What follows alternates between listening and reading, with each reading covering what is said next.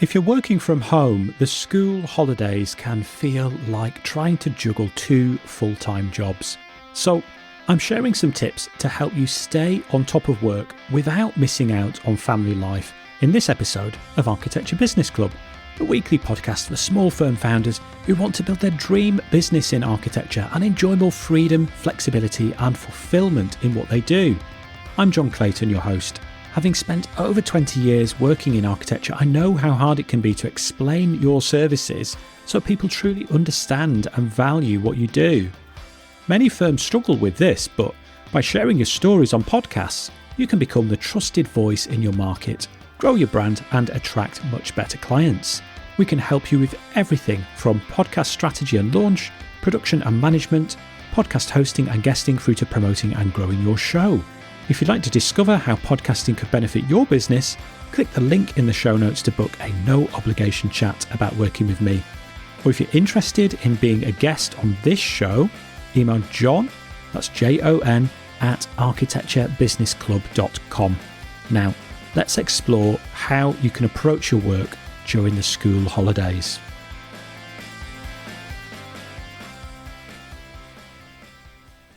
Hey there, thank you for joining me today. Now, working from home during the school holidays can feel hard, especially if you've got younger children. Now, at the time of recording this episode, it's the first week of the school summer holidays in the UK. And both my children are teenagers now, so I'll be honest, they're pretty self-sufficient, but that doesn't mean that I don't feel guilty about not spending time with them when they're off school and I'm still working during the school holidays. I'm not comfortable leaving them completely to their own devices for the 6-week holidays. And actually, in the case of my son, that means devices literally, because he does like his screen time, shall we say. You know, anything with a screen, video games, that sort of thing. He's a fan of that. And left unattended, he would happily spend all day on screens. But anyway, the point I'm trying to make is that there are considerations and concessions that I need to make when my children are not in school. When your children are younger, juggling childcare and your work during the holidays can be even harder. So I thought it might be helpful to share a few quick practical tips with you that just might help you navigate the coming weeks without going stir crazy. So the first tip is to accept that productivity will look different during the school holidays. I think it's okay to not get as much done as you would during term time. Perfectly understandable. I'd focus on consistency, not perfection. Define what good enough looks like for you and your business during the school holidays. I would consider that you design a flexible routine that has some boundaries. So you could use something like time blocking, if that works for you. Could be that you alter your working hours to suit. So it could be that if you normally work a 9 to 5, Monday to Friday type of day, could be that you consider having some early starts. Maybe you start early and get some time in before the kids are up, which might work well if you've got older children, or in my case, teenagers that don't necessarily get up quite as early as they used to. You could try split days, so a split shift where you do a little bit of work in the morning and maybe you have some time off in the middle of the day, and then you catch up on some work later on in the evening. Or whatever works for your family. I'd communicate that plan with the rest of your family and your clients to let them know if there's going to be any different arrangements during the school holidays, and give yourself permission to change the plan as needed. You might think that a split shift is the way to go, that could work for you. And maybe after a few days or the first week, you might think, oh, geez, this just isn't working. It's absolutely fine. You can change the plan.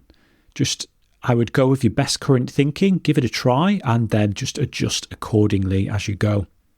I'd involve the kids in the plan. So talk to the kids, get them involved in helping to set that daily or weekly schedule.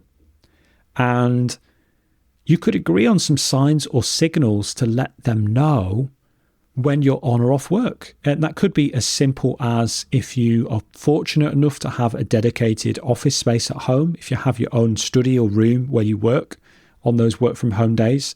It could be as simple as a sign on the door, something like that.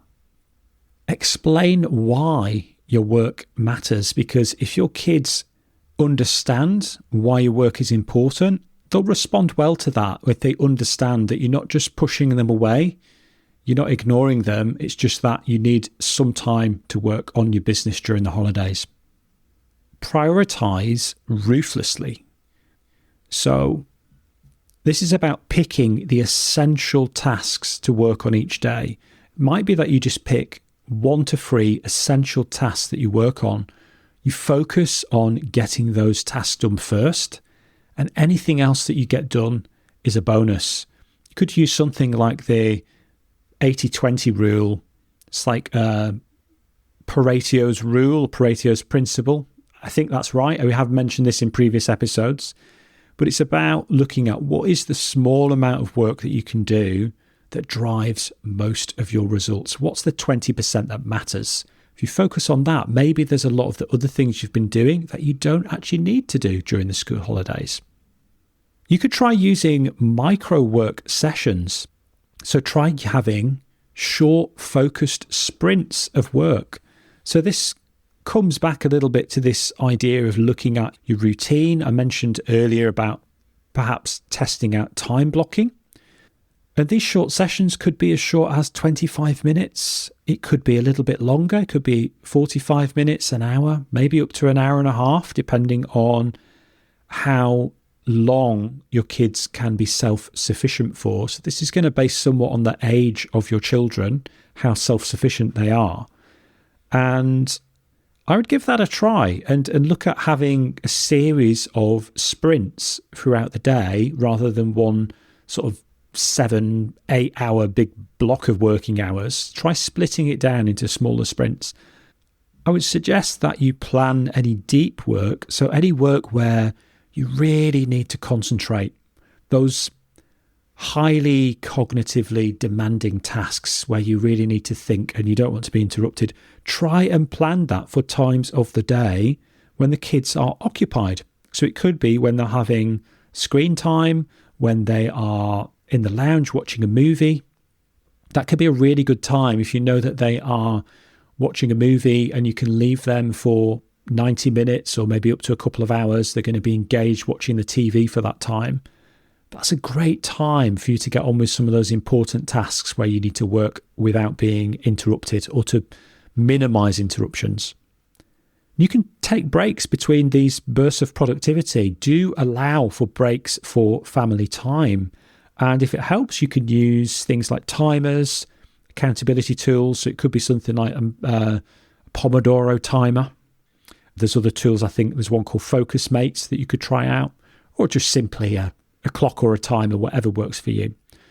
But this is something that I did today, actually, this very day of recording this episode. My kids didn't go out anywhere throughout the day yesterday, and I thought it'd be really good to get them out. So we had a family dog walk together. I did a little bit of work first, and then I broke off and I had a good hour-long break where the kids and I went out and took the dog for a walk, and it was lovely, really good. And I feel like we've all had our daily dose of vitamin D, our fresh air and a bit of exercise, and we spent a little bit of time together.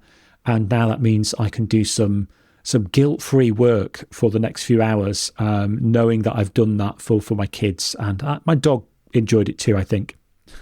Another tip is to batch your work. So particularly if you've got some easy stuff that you can batch, admin and emails, any light design work that you might be doing, batch those together for the times of day when you're more likely to be getting interruptions, because you don't want to waste your high focus time on low value tasks. So again, that's coming back to the idea that plan your deep work for the times of day or the periods when you're less likely to get interruptions. And then the other stuff that's less important, that's less cognitively demanding for you, the easy stuff, do that the rest of the time. Just slot that in at other times when you're more likely to be interrupted. You can also use tech to simplify things if you're not already utilizing things like calendar booking links to schedule meetings, templated emails. So you can create standard emails that you use to send to your clients. You can save them, either simply in a Word doc if you're a Microsoft user. If you are using Google apps like Gmail, you can actually save those as template emails in your Gmail system. And that's a really quick and easy way to be able to respond to emails much faster than before. What you're trying to do is to just remove that friction and reduce the back and forth between you and your clients wherever you can. The next thing I wanted to mention is outsourcing. This is something that we've talked about on a couple of other episodes, more specifically on those episodes about outsourcing your drawing and drafting tasks. But you can consider hiring freelance support for other tasks too. So it could be that you get some support with your drafting work, with drawings. It could be that it's admin. It could be that you have a VA or virtual assistant that's helping you with some of those admin tasks, to check up on your emails on your behalf, to keep on top of your inbox, to schedule meetings for you. Or it could be marketing tasks. Maybe you're taking some time off during the holidays with your family and you want some support to keep on top of your marketing. Maybe you've got a case study you want adding on your website. Maybe you've got some posts that you want to go out on your LinkedIn account. So that's something where you could get some support with. Even a small amount of outsourcing can help win back a valuable amount of time. And your time, it's your most precious resource that you have. It's the only thing you have that's finite. You're never going to get it back. So outsourcing definitely is a really valuable way to win back some of your time. I'd be transparent with your clients. So tell your clients that you're working school holiday hours, that you may not be quite as available or responsive as normal because of that.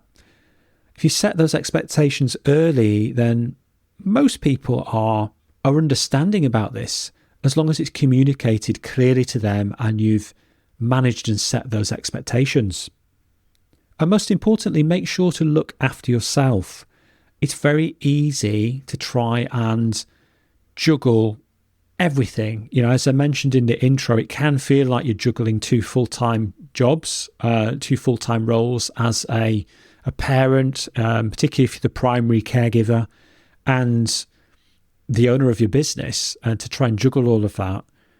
But you really do need to look after yourself, because I think that it's very easy to try and cram in as many hours and to try and maintain the productivity level that you have outside of the school holiday period, during the school holidays, and on top of that, spending this extra time and giving this extra attention to your children, your family.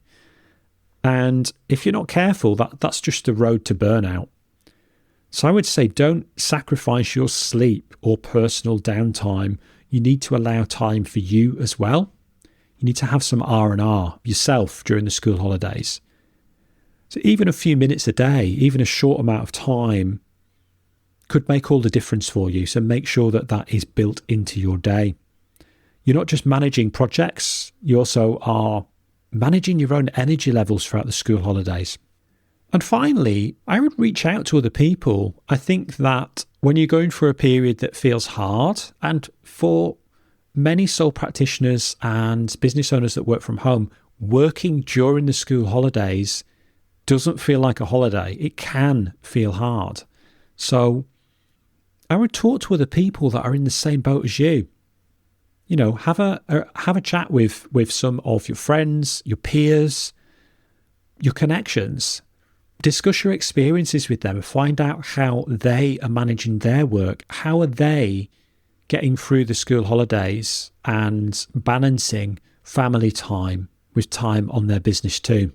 Because they might have some great ideas and tips for you based on what's been working for them. And also, I just think that it feels like, you're not on your own. If you talk to somebody else about your experiences, it becomes a shared experience. You're not tackling all of this on your own. So I don't think the school holiday should mean that you have to choose between work and family. It's about finding a rhythm that works for you. So I hope you found this helpful. If you have, then please share it with a friend who is working from home this summer. And if you've got your own school holiday survival tips, then drop me a message on LinkedIn. There's a link in the show notes to my LinkedIn profile, so reach out and connect with me there if you haven't done so already. I would love to hear from you. Thanks so much for listening to this episode of Architecture Business Club. If you liked this episode, think other people might enjoy it, or just want to show your support for the show, then please leave a glowing 5-star review or rating wherever you listen to podcasts. It would mean so much to me and makes it easier for new listeners to discover the show. And if you haven't already done so, don't forget to hit the subscribe button so you never miss another episode. If you want to connect with me, you can do that on most social media platforms. Just search for @Mr. John Clayton. The best place to connect with me online, though, is on LinkedIn. You can find a link to my profile in the show notes. Remember, running your architecture business doesn't have to be hard, and you don't need to do it alone. This is Architecture Business Club.